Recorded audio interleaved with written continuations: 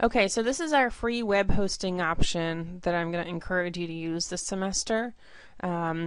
It's free, and as you can see here, I'm at www.000webhost.com. So you're going to need to come out to this page if you don't already have a web hosting service. And you'll see the specifications for our free hosting, and these are going to suit us just fine for this semester. So you don't have to worry about this not being enough space. For this semester, it'll be fine. Now, if you're thinking about going into web design more full-time, more professionally, then certainly you'd want to have a hosting service that was a little bit more robust and probably your own domain name while you're there, because this is only going to give us a subdomain name. You'll see what that means in a second. Okay, but it doesn't include your own domain name. So you'd have to go with a paid option for that. And so we don't need our own domain name though for this class, so don't worry about that now.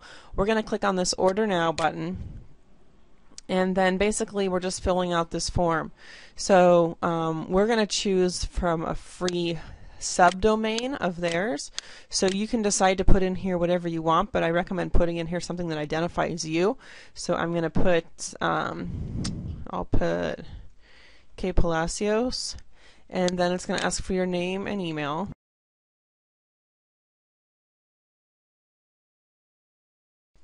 So go ahead and fill that in, and then it asks you for a password.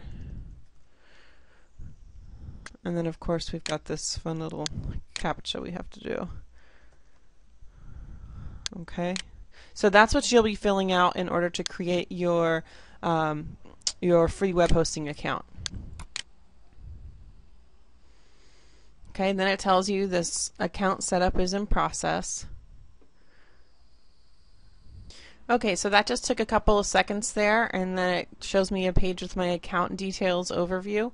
And the most important thing on this page, well, of course, remember which email address you used and the password that you used.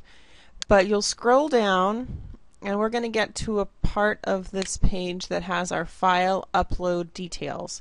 Okay, and on here you've got some important information. You've got your FTP host name, so you're going to need to write this down or remember it. I recommend writing it down. And your FTP username, which is not the same as the login name that you used up here when you first created your account.